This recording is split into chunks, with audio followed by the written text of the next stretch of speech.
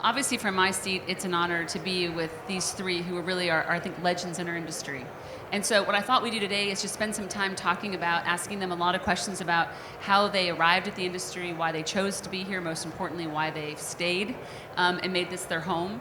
And I thought I would start with, because we've had a little bit of breaking news in the last 2 weeks, we would start with Norman, who is currently the CEO and president of Del Frisco's and probably has some news to share with all of you, which I think, to me, is the pinnacle of what happens after a very long, very successful career. So Norman, anything you would like to share with the group? Yeah, so I started in the restaurant business when I was 14 years old, and I've never gotten out of it. It's been an incredible career, an incredible business as well. So September 24th, I'm retiring. We took our company private. We're a public company, and it's going private on September 24th. We sold it to Catering. So after I've tried to retire 3 times now, and it hasn't worked out very well.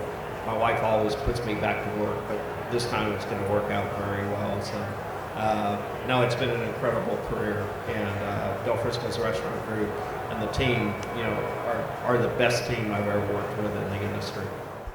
And that's just an incredible success story. I've had the good fortune of serving on the national board with Norman, and I know when I just heard about his retirement, it's a big loss to the industry, but I also know him well enough that it's probably, we're going to see you again, I think, here very soon. So I would actually love to hear a little bit about why chef. Why did you choose this industry? You went to Hilton Hotel School. You clearly have built an amazing business. To be semifinals for James Beard is a tremendous honor. And so why today are you still in this every single day working as hard as you're working? It's a long story, but I'll make it short. I'm born Aries, so at the dinner table when I would criticize my mother's cooking, she'd say, "This is the worst sign of all the 12 months." She said, "Why are you being so picky?" As a kid, I would say, this curry has no flavor, or why is the tomato skin floating on the... Anyway, my parents, being the only child, they wanted me to be a doctor. So I went and got my grades high so I could get admitted in a medical college. I finished 3 years. I was 2 years short of being a full-fledged medical doctor in Pakistan. When I said, I can't take this anymore, I want to be a chef. I want to cook. I used to cook. As a kid, I was the only child, so I was a latchkey kid. If I was not happy with what was prepared, I would cook my own food, and that's how I got interested. I would see my dad. My dad was my mentor. I would see my dad prepare a leg of lamb, and he was very professional in his approach, and I would see it and I would try to make it like him.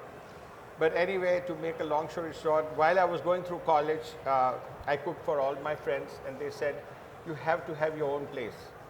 So after got my bachelor's and master's, I worked for Marriott, I worked for the Ritz-Carlton, and I worked for the Westin hotels. So I got a very good experience. But whenever you work for a very big organization, you are just a pawn in the big game of chess. And I wanted to be the chess player. I wanted to create dishes. I wanted to make dishes popular and get my food introduced to the American public. And that's why every single day when my wife and I, we come to the restaurant and we enjoy putting a smile on people's faces. When somebody says we liked it, we'll be back. That's my biggest accomplishment. And I know that I've heard that you spend as much time outside the kitchen greeting your guests as you do inside, so that's quite a quality. Tracy, how about you? I started out in geology. I wasn't in the restaurant business at all. I had never worked in a restaurant. And then I worked as a geologist for 2.5 years, and then 2.5 years with another company. And then I decided that I didn't want to look out the window from an office and see people out in the sunlight, I really wanted to be out there, doing things. And so I knew something about food, not a lot, and I just took that path and learned as I went. I'm not sure you can do that anymore. That was a long time ago, but that's how I got in the business. And so as we think about is the title Tales Tales from the Trenches, I would love for you to share with the group, if you think about one pivotal moment, maybe when, if you reflect back on your careers, is there something you do differently? Was there something that, as you reflect today, a decision you made, a person you hired, or was there that moment that you can share with the audience that you would do differently, and maybe why? And Norman, I'll start with you. Yeah, so when I talk to restaurant managers, when we hire them and they're new in the various companies I've been with, I talk about it's okay to make mistakes. Norman Brinker, who I worked with for 10 years, he had a saying, I hire horses, I let them run, I let them make mistakes. But they need to learn from it, never to make that mistake again. I'm different. You know, I hire horses, let them run. I let them make, you gotta let them make mistakes. Don't micromanage. And let them, if they keep making the same mistake, just learn from it every single time. Because my mistake, you know, I've made 9 mistakes in my career. I can count them all up. All of those have cost me $1 million. Restaurant managers or more. Restaurant managers or new entrepreneurs, everything else. You got to keep continuing to learn from what you made a mistake. My biggest thing that I learned is I own Johnny Carino's, started Johnny Carino's with a partner, Creed Ford, that's passed away. And we outgrew our business. We went from 5 restaurants to 160 restaurants in 10 years. Everybody goes, wow, that's incredible. You know, it really isn't, because we outgrew our human capital, our team, we outgrew our operations, and just the fanatical approach to operations, and we outgrew our balance sheet. So the first company I learned how to do a turnaround in was my own company as well, and that gave me the skills to continue. So that's what I learned, is how to run turnarounds and go in the industry and really protect and bring back brands from when they went through too much growth, or they moved away from cooking from scratch and getting things bag and box. So I'm telling you, never do that. We do everything from scratch and double legal and all of our concepts, and that's very important. There's probably a lot of vendors out there that want to hear me say that, but those are the things that I've learned. And, you know, the biggest thing is learn from your mistakes. You know, I have something to say about that. You because bet. I made just the opposite mistake of you. I've been in the business now for 36 years, and I only have 4 restaurants.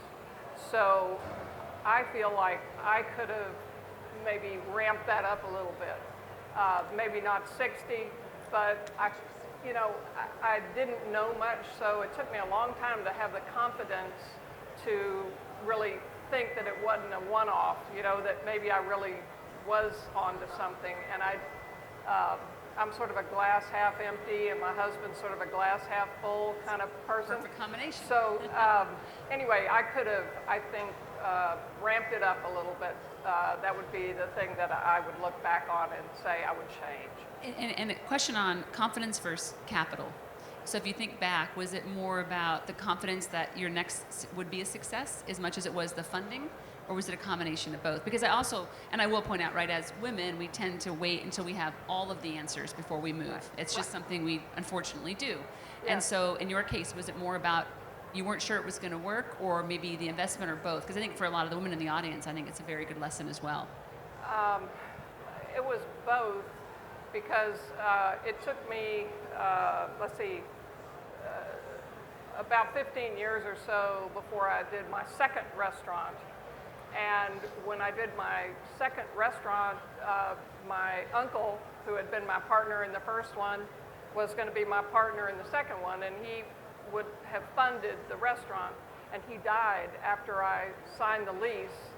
So I was sort of like, what do I do now? And it took me quite a while to figure it out, but I got a SBA loan. And so I have done that several times now. And that's a whole nother subject that, is interesting, I think, for people. But, I didn't have any choice. So I had to get in there and figure it out. So that's how I did it. Excellent. Chef? Yes, my last position with the hotel business was the Ritz-Carlton, which is now the St. Regis.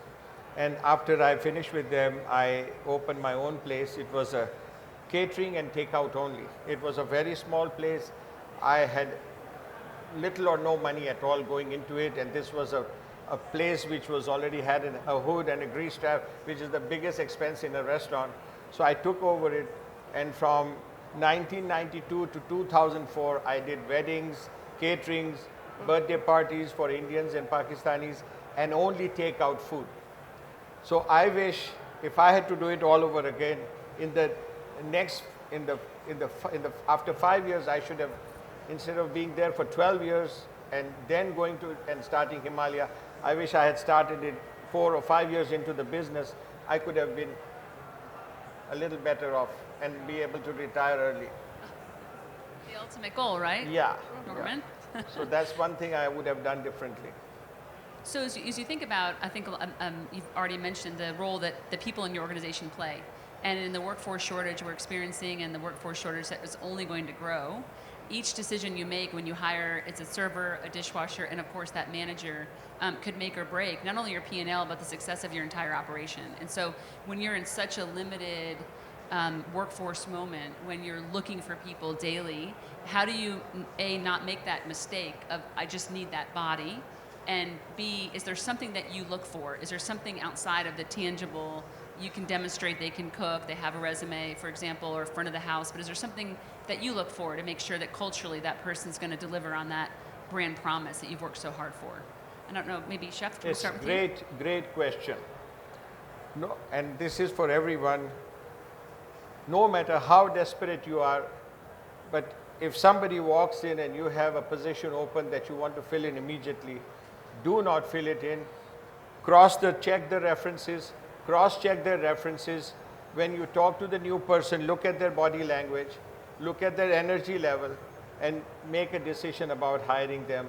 Otherwise, a lot of expenses arise from a mistake in hire. When we make a mistake in hire, it costs us a lot of money. Plus, when they are being trained, they are dead wood, and it also costs a lot of money for them to be trained. You have to look at their resume. My boss at the Ritz-Carlton would spend hours and hours and hours of interviewing people. The shorter the skirt, the longer the time he interviewed the people. So I told him, I said, look, this is the resume. These are the questions. This person has no longevity here, no history of any stability. Why are you hiring this person? They won't last. But of course, that short skirt had a lot to do with it. So anyway, they hired, they didn't work out. 3 months later, we are back to square one. So you have to prevent the mistake in hiring. Most restaurants do not have a qualified, trained human resources person. It's a low-end position that is given to somebody who is a line employee. Most of the time that I've seen, things may have changed now. But when I was working, you need to have some trained person in human resources who will do the reference checking, who will interview them, who knows who's trained to interview people and to see whether the person is going to be a good match or not. If they are not a good match and you still have to fill that position immediately, don't do that. Whenever you hire people, you see that they have the ability to be cross-trained. In this case, I want to thank my wife because she has developed 2 of my longest running people who started as dishwashers in the restaurant. And now she has the ability to see that whether this person has the potential to progress with the company or not. So you have to see this cross-training. And again, when you interview somebody, one of the questions I ask them very casually by the way, are there any times when you don't wear a seatbelt while you're driving? And that will tell you that will tell you whether the person will work out or not. So there you go. So if they wear the seatbelt, I'm assuming there is only one way. You have to be very friendly. You have to have a big smile on your face and ask them, sir, do you think, are there times, and you wink at them and say, are there times when you don't wear a seatbelt while you're driving? That answer will give you a lot of insight how that person will work out. And also if they're quick on their feet, right? Yeah. They're probably wondering what you're asking. Plus, while they are interviewing, even if they touch their cell phone, it's a no-no. because this is the biggest curse this industry has had. This and Facebook are two things that have destroyed the productivity of many restaurants. As an educator of most classrooms as well. Yes, and that's why I look at it. If somebody has come to interview, and if they are on their phone or they check the messages while they are talking to me, it's a no. Well, there you go. So anyone interviewing Himalaya, make sure you know this and wear your seatbelt, right? So Norman, how about you?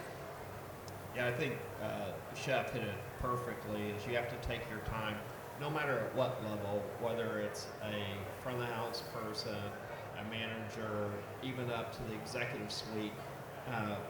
We had a CMO position open, and we took 6 months to fill that position, and we needed to do it. And the other thing too, one of the greatest tools in hiring is to promote from within. And because you already know the good traits of that individual, the traits that you need to work on, coach and mentor them as well, and those are your best team members. And then back to what you said, Chef, it's you have to see passion. We can train technical skills at all times because of our background, where we come from, but you've got to feel that passion about food, about team, about their career at all levels, all the way up to the executive suite. And if they don't have that passion and they have all the skills in the world, they're not going to last, and you're going to lose them as well. I agree with all that. When we hire, we're looking for people that are curious, people that can expand their knowledge or want to expand their knowledge beyond what the job is, who maybe develop that job into something bigger than what we're offering. Love that. But also, really, you can't talk about hiring without talking about retaining people. And I feel like the most important thing we can do is pay attention to our employees and follow their careers and help them feel like they are appreciated, and talk to them about what they want to learn, where do they see themselves in a few years, so that you can help design that path for them. So I think that's really important as well. And I'm assuming most of you have tenured employees. You have employees that have been with you, I know, Chef, you mentioned, Yes. but for a number of years. And so as you think about the threats to our industry, and if anyone saw this morning, the Post ran an article, it was, I think, entitled The Demise of the Restaurant Industry, right? And it's not like we've been here before, and coming out of the education sector, it's something we've lived the last 20 years. I obviously am in this role now because I believe passionately in the role the restaurants play, and there are very few industries left in America where you can actually have an hourly wage at a cash register as a high school student. You can move your way up to have flexibility in any situation in life, and you can also have, the single earning household income as you work your way. And there's very few of those places left. And as we think about the role and I think some of the headwinds that are crossing the sector today, what do each of you, I think it'd be great for our audience to know, what do you see as the single biggest risk to your business? What is the one thing, and there's multiple, but what's the one thing you can point out and say, and it can be controllable or uncontrollable, but what is that one thing that you think this could get us in a lot of trouble? The Wall of Mexico. I knew we'd go there at some point, folks. We put a wall, we won't have a person to work here in any of the restaurant, any establishment in America, not even one. You name me one restaurant where we don't have the hardworking Hispanic community. Every single place, every single position, from dishwasher to high-end chefs to high-end executives, every single one of them. And we just don't have, some of us don't have the mental endurance. And in this business, you have to have mental and physical endurance and resilience to survive. Cuts, bruises, burns, sprains, broken bones. These are the medals I'm never working for you, Chef. blisters on the feet. You have to, these are all the medals that you get which nobody sees. But these are the things you have to be prepared that you will get if you want to be able to get extraordinary success. There is success and then there is extraordinary success. If you want to be extraordinarily successful, you have to have all these things. The other most important thing is there is, of course, a little bit of life besides the restaurant life, which is your own life. Right. And that life, if you want to have a partner, you make sure that your spouse is extremely understanding of what it takes to be in this business. Otherwise, you will be divorced. There is no other way. You will get ulcers and divorce. These two things are like Ulcers and divorce. Does not sound like a good combination. They are like gin And broken bones. they are Wear your like gin and seatbelts. tonic, and they are like rum and coke. Ulcers and divorce, both of them. You'll get both of these things because you will not be able to. If you go home and the spouse is very angry, saying, you come here so late, but listen, honey, I worked like 14 hours. So you have to have the ability to absorb pressure, stress, because coming out of Hilton College, and I want to thank my college for everything that it has taught me, but everything that textbook teaches you, there is a whole bunch of things that they don't teach you. If you have to give 500 samosas to a customer and your fryer light goes out and you can't fry, what are you going to do? There's no textbook that will give you the right answer, but you have to make do, you have to do something to get the order to the customer on time. And I think, and what Chef hit on is that whole concept of workforce, right? We go back to, you've got to have the lights on. And so if you're a bakery that opens at 6 a.m. and your folks don't come in, you don't serve your customer that day. There's a direct impact to that. And so I think highlighting the workforce piece, Tracy, for you, what is that headwind, or what, as you think about even expanding, there's still time. But as you think about, what is that headwind for you? Are you still asking the same question? There's so many things that threaten us that it's hard to put it into just one. But I would say right now the industry is changing a lot. I feel like a big shift. And I think those people who don't keep up with what's going on, the changes, will fail. And the changes are new competition from grocery stores, new competition from delivery,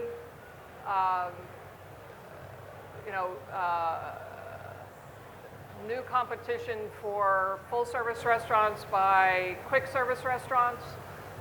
Quick-service restaurants, a lot of time the pricing is pretty similar to a full-service, and you're tipping at the counter.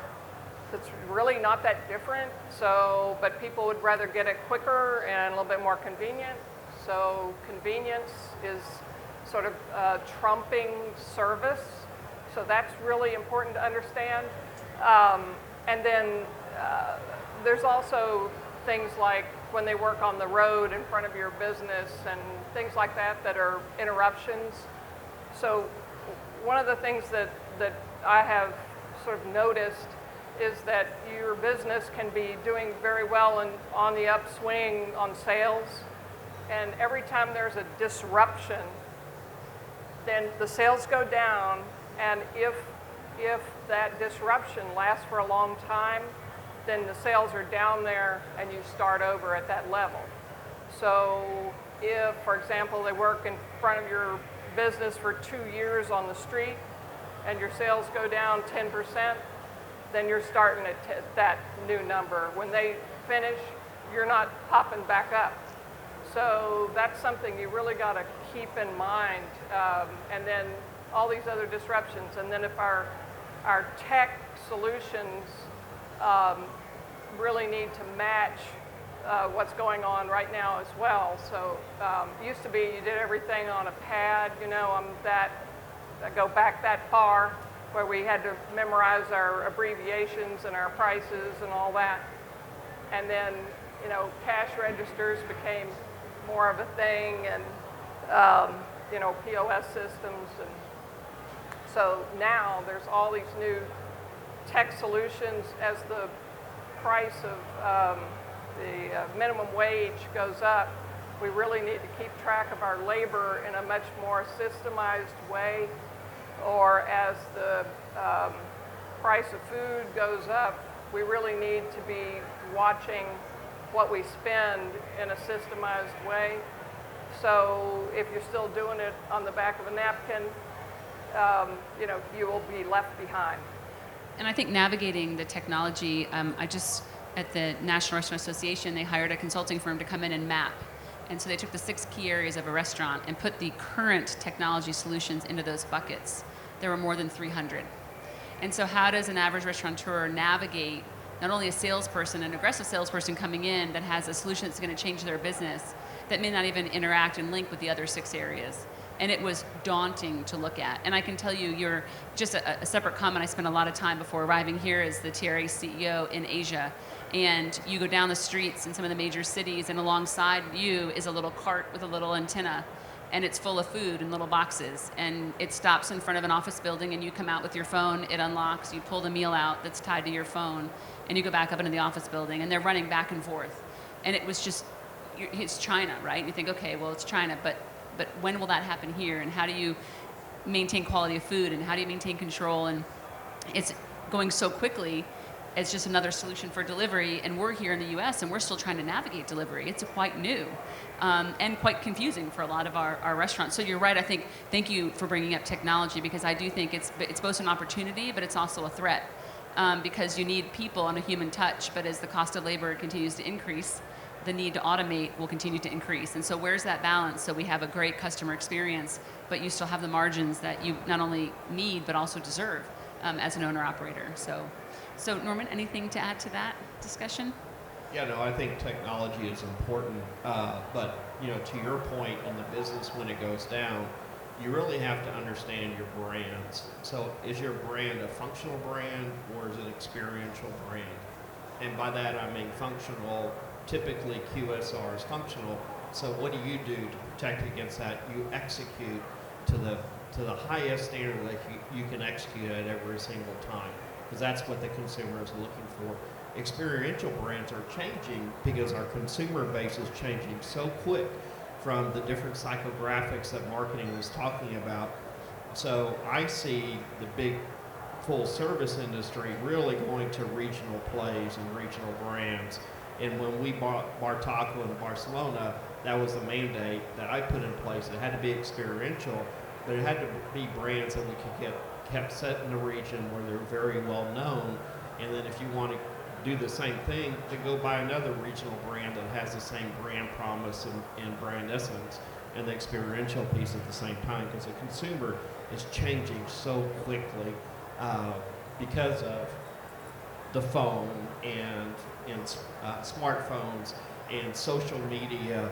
And you know, we have a brand where half of our consumers are social scenesters. They like to share, they like to enjoy it, they love cocktails, and the other ones are people who want to spend big money, and that's fine, but you have to really understand that consumer and where it's going to really protect your brand essence and your brand promise and personality at the same time. There is one other technology which is outside of the restaurant business, which is medical science and medical technology, which has affected our business more in the past 10 years. And I shudder to think what they will come up with next. But gluten intolerance, lactose intolerance, and the biggest BS of all times, and this is just my opinion, veganism. Because mother's milk is the first source of life. You know, if God wanted us not to have milk, that would not have happened. It is the first source of life. If the mother passes away, it's still a milk formula that is given to the child. If God forbid any one of us is detected with cancer, the first thing the doctor says, keep away from soy products completely. And soy milk is part of soy products. And vegans thrive on this. I'm sorry, you'll think I'm very highly opinionated, which I am, but in my opinion, I fell 3 feet yesterday at 60 years old. I fell 3 feet. I was trying to do something on the shelf, and I fell for the first time in 16 years, and in my own restaurant, I fell down and I got up and did nothing. There was nothing. First of all, yes, there's natural cushion also, but because Mama gave me so much milk, my bones are resilient. Your bones will become porous if you listen to this nonsense of veganism. Okay? And it's fashionable. Now it has become fashionable to go to be at a table and say, oh, I'm vegan. Oh yeah, you son. Okay, so Okay. to all the vegans in the room, I apologize. Okay, I am vegan, I am lactose intolerant, and I am this and I am that. God knows what science will come up with next to harass us in the kitchen and make something for them to put on the menu. Okay, so that was my, that I hope and let's all keep our fingers crossed they don't come up with another allergy, you know. I love you, Chef. This is Okay. great. You know, This I is thought great. he was going toward insurance. My I bones, didn't know we were going towards yesterday, veganism. my bones would have fragmented into pieces. I fell from such a height, and because of my age, I would have not been able to come here. But this man is resilient because of milk. Milk, the first source of life, milk. Milk. If you don't remember anything from This this panel is now meeting, sponsored by the Milk Council. All right, so I have one last question, and this is a really important one for everyone. As we all are in our careers, mid-career, now about to retire after tremendous success multiple times, what is the one thing you're most proud of? Start with you, Chef. I am, as Alison Cook says, the food is great, but the ambience is, the table has clear plastic and there is zero ambience in my restaurant. But we are proud of the fact that despite hundreds and thousands of restaurants every square foot of the city of Houston, Anthony Bourdain chose to come to my restaurant. That's a very proud moment. And of course, to be nominated as a James Beard finalist that was a very, very big moment also. That's a very big moment. And the third thing I'm proud of is introducing the spices of India and Pakistan and creating fusion dishes that have received so much acclaim. My fried chicken, chicken fried steak, chicken and dumplings, masala crawfish etouffee, masala meatloaf. The list is endless. Sounds wonderful. Thank you. Tracy? I would say the thing that I'm most proud of would be my husband. Hugo and I met when I hired him as a dishwasher at Backstreet, and he's now a James Beard chef. So, you know, seeing not only him, but some of our other employees develop themselves and you know, have their careers come to fruition, I think that makes me very proud. I love that, and that's exactly what you spoke about earlier, which is, you know, we think that the talent is transient, and yet we've got member companies that have employees that are 30, 40 years in tenure. And if you invest in someone, they may not have chosen to join the restaurant industry, but if you invest in them, they can become a James Beard winner. And so don't let people just come through. Hire the right people, as Chef said, but then invest in those people, and they could actually transform your business. But more importantly, they're the ones that go off and plant the seed of the next restaurant to help continue to grow this, you know, this entire industry. So yes, he's incredibly proud. Thank you. Not only that, but Hugo Ortega single-handedly put Mexican food on the map of Houston in a way that nobody else before him has ever done. And hopefully nobody after him will ever be able to achieve. Big hand for you, sir. And I think you all have some free nights or free days, so check those restaurants on that list and make sure to go visit as well. So Norman, so now as you retire, this is probably an important question I'm sure you've reflected quite a bit on. And so... Yeah, so going back to people and development, something I learned earlier in my career, I started when I was 14 years old. I'm a college dropout. I stayed for a year and got bored. But I've worked for great leaders, and I've had great mentors as well. And then when I pass away, when I have to go answer to God, that's what I want to make sure I do is how did I mentor people, let them grow in the industry that I've been a part of since I was 14 years old. And that's so important to me as well. So part of my retirement is I'm going to continue to sit on the board of the National Restaurant Association, where I'm very involved in both sides, because the reason I chose to sit on the board of the National Restaurant Association is really help the single store operators have a voice and be able to do advocacy so we can get employees from across the border. We had a busboy that retired at Del Frisco's. After 30 years, he was a busboy, and he retired a multimillionaire. When he came across, he didn't have a green card. We helped him get a green card. We helped him gain citizenship, but that wouldn't have happened except for anywhere in America. And there's a lot of people that, if I look, my grandfather was Lebanese. He wouldn't even be allowed to enter the country today as a Lebanese person that wasn't a citizen. And that's terrible. So we're America, we have to let people in, but it's really about mentorship. Larry Levine has been a lifelong mentor of mine. Creed Ford, we were partners, we knew each other for 30 years. He was a mentor to me in creativity and giving everybody a second, third, fourth, fifth chance. And then I've been lucky because my wife understands the industry. I've been married 32 years with her, and she has been a phenomenal mentor for me, usually on patience. However, she's more impatient than I ever would be, so it's kind of weird. So, in chef, I think I have the next career for you. Retire as a chef and just go on speaking engagements. You would fill up a room.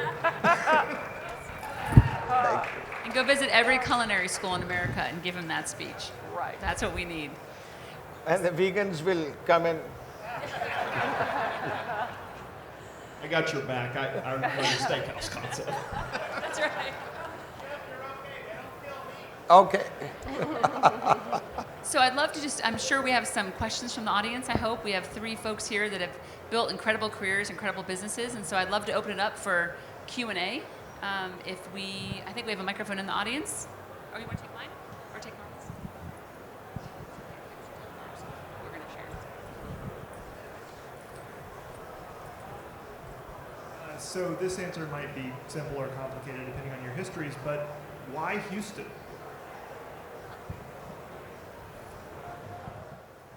Well, I live in Dallas, so, but I lived in, I don't think I've ever lived in Houston. Oh, I did back in 1980.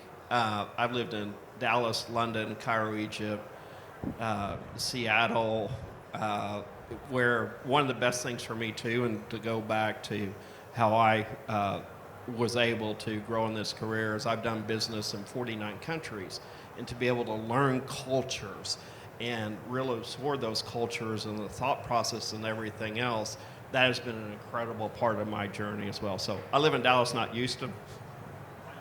Just one word for me, weather. I was born in Karachi, Pakistan. The weather of Karachi and Houston is the same. My first semester was at the University of Kansas. It was so cold, I packed my bags after the first semester and physically ran back to Houston. The weather is the biggest motivating factor. Plus, after 39 years, I love Houstonians. I'm a native Houstonian, but I also know that really your question is really not for me, but for a lot of the people who are moving here, opening restaurants, and there are a significant number of them, and it's because there's more opportunity here. There's more diversity, there's more acceptance, lower rent. So, Houston's a great place to do business.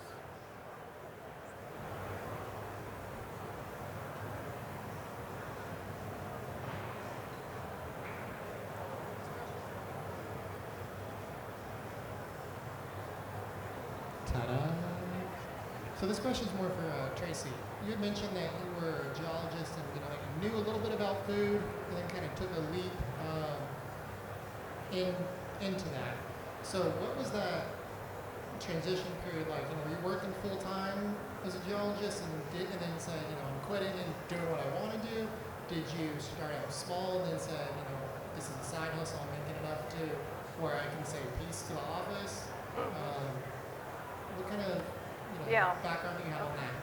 I was working for Conoco at the time, and I decided I wanted to leave. I'd say that was probably a year or a little bit more before I actually did. I found a location, started working on the location. I stayed employed up until about 2 months prior to opening, and then I opened. It's kind of surprising that you would open a business not knowing anything about that business.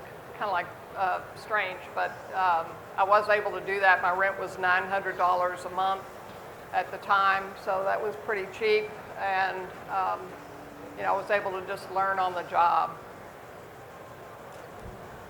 My question is for Kaiser, and actually Tracy as well, since both of you guys kind of come from a science background.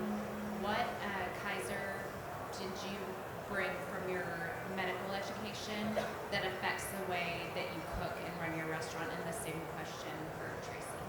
Was it microbiology? I wish you hadn't asked me this. Because people who knew me at the Ritz-Carlton, and something which is very dear to me, a topic, but that's the only joke I didn't laugh at. Because of my medical background, my people in the kitchen would say, "Chef, will you do the pre-employment physical for the ladies here?" And I wouldn't laugh at that, because sexual harassment and the